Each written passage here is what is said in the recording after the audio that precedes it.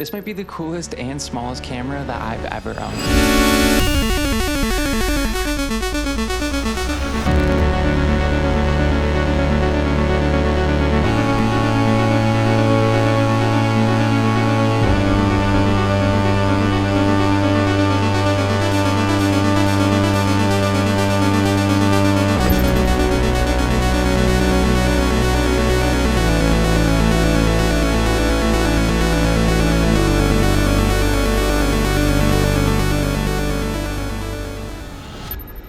This is Kodak's new Charmera. It's a keychain slash bag charm that doubles as a mini digital camera, and it comes in this really cool blind box where you're able to get 7 different styles, and I ended up getting style number 2, and honestly, I couldn't be happier. It has like a hype beast at heart. This really reminds me of Supreme. I've been calling it the Supreme Kodak. It just reminds me of like the OG Supreme box logos, so I'm really happy I got this one. Personally, it's my favorite. The only other ones that I'm like really interested in are 5, 4, and number 1. The 7th one is hidden until you look into the manual, and it's kind of got like this clear see-through body, and it's going for like $400 on StockX right now, which is crazy because the actual cost of this thing is $35, and to be honest, it's kind of a steal for what you get. So let's jump into the specs. So this has a 1.6 megapixel sensor inside of it that captures everything in 1440 by 1080p, and you're able to store all your photos as well as videos, surprisingly, using a micro SD card slot, which you can find on the bottom, and you're able to put a 1 gigabyte micro SD all the way up to a 128 gigabyte micro SD. I initially had a 256 in there. It did work,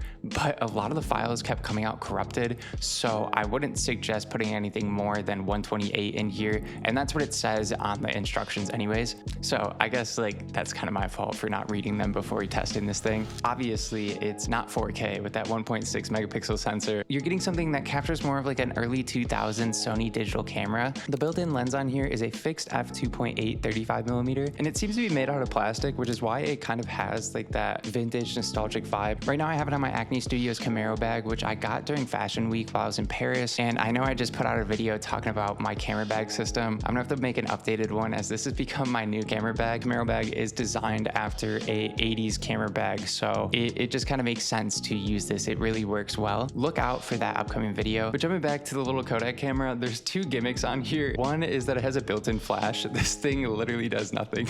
It is not big enough at all to help your scene. And then the other one is this viewfinder, and it's really just there for design purpose. But let's turn this thing on and go through the menus. If you just hold it down for a second, it'll turn on, it'll flash yellow, and you'll see the Kodak logo. And then you're gonna have the ability to choose between 3 different modes. So the first one is photo, second one is video, and then the last one is your date and time settings. So let's start with those first. So if we hit select, you're gonna see that we have the ability to apply our date and time onto our photos, which I have turned on. And then below that, you have the ability to add it to your videos as well, which I don't have on. Honestly, I like having like a clean video clip. I don't want it to have the date and time, so that's why I have it off. And then below video, you can change the format of how you want your date and time to be displayed. If you want to make sure that your time and date are set correctly, you're gonna have to press the down arrow a couple times to get to set date, and then once you're in there, you're gonna be able to set your year, day, and time. To go back, you're gonna hit the power button, and to get all the way back to the main menu, you're gonna have to hit it twice. But let's jump into photo mode now. So this is what it looks like, and as you can tell, there's a bunch of different icons on the side of the screen.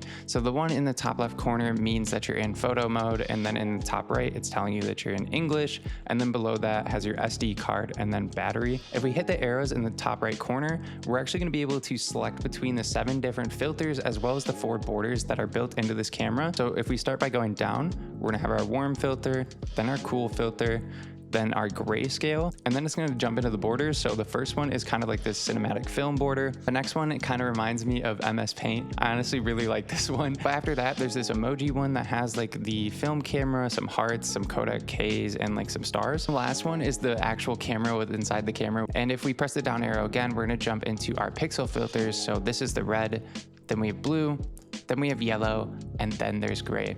If you hit it down one more time, it'll go back to the default. To take a photo with this, all you have to do is press the shutter button down, which is the one to the right of the power button. And when you do, you're gonna hear this little shutter sound go off. Now, jumping back into the menu, let's go over to the video mode. One thing I wanna make note of right away is the fact that in video mode, you no longer have access to any of those built-in filters or borders. So if you press the up or down arrows, nothing happens. So all you can really do in here is just press the shutter button, and that'll start recording. Like I said earlier, I really love how the videos look, but when it comes to the audio quality of this camera, it is horrible. I'll play a clip for you guys so you can hear what it sounds like. Doing a little audio test on this little charm camera.